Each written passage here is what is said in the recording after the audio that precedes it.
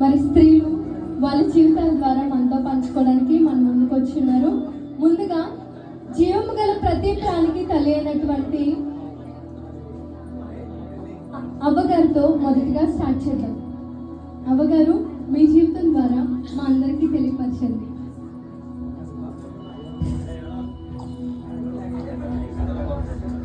నేను హవ్వను, జీవం గల ప్రతిదానికి తల్లినై ఉన్నాను. నేను చేసిన ఒక చిన్న తప్పు వల్ల ఇప్పటికీ ప్రతి స్త్రీ అధికమైన ప్రసవ వేదన అనుభవిస్తుంది. అది ఎలా అంటే, దేవుడు ఆదామును సృష్టించారు. ఆదాము ఒంటరిగా ఉండటం మంచిది కాదని ఆదాము నుండి నన్ను సృష్టించారు.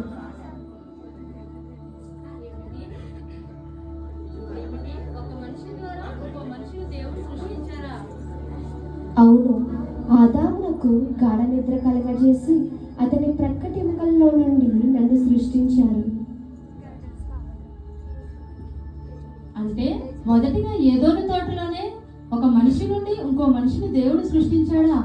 ఎంత అద్భుతం! అదెలా?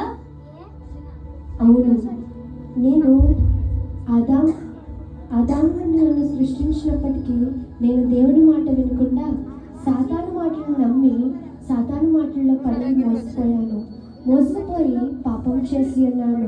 దేవుడు తినవద్దన్న ఈ పండును తిని నేను పాపం చేసి ఉన్నాను.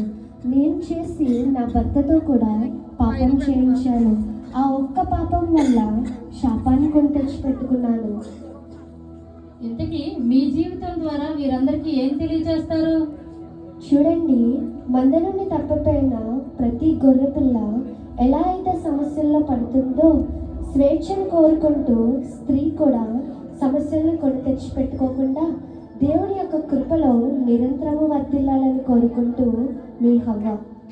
అవును, నా జీవితం కొరకు మీరందరూ తెలుసుకున్నారు. ఆమె ఎవరు అడుగుతారు. ఇంతకీ మీరెవరు?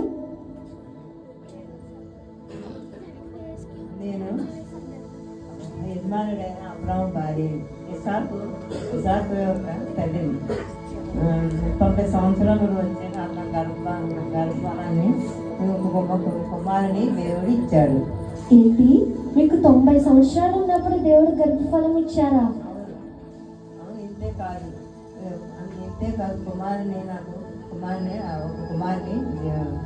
ఇచ్చారు. నాకు కుమారుని ఇచ్చారు. సముద్రములను కంటే రేవులకు ఆకాశ నక్షత్రములను విస్తరించారు. అవునా? అయితే మీ జీవితం ద్వారా ఇక్కడ ఉన్న ప్రతి ఒక్కరికి ఏం తెలియజేస్తున్నారు? ఎంతో ఓర్పుతో నేను దేవుడిని నేను అడిగాను. అంత ఇస్తారుగా మీకు కూడా మీరు ఓర్పుతో మీరు అడిగితే దేవుడు మీకు కూడా అన్నీ ఇస్తారు.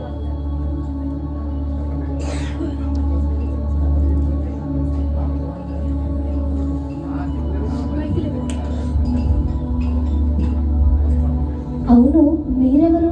మనుషులానే ఉన్నారు కానీ ఉప్పు స్తంభంలా ఉన్నారే. నేను చేసిన దోషం వలన ఉప్పు స్తంభంలా మారిపోయాను. అవునా? మీ జీవితం చాలా విషాదంగా ఉంది. మా అందరికీ మీ జీవితం ఏంటో తెలియజేస్తారా? మేము సొదొమ గొమొర్రా పట్టణంలో నివాసం ఉన్నప్పుడు ఆ పట్టణంలో ఉన్న ప్రజలు అధిక పాపం వల్ల దేవునికి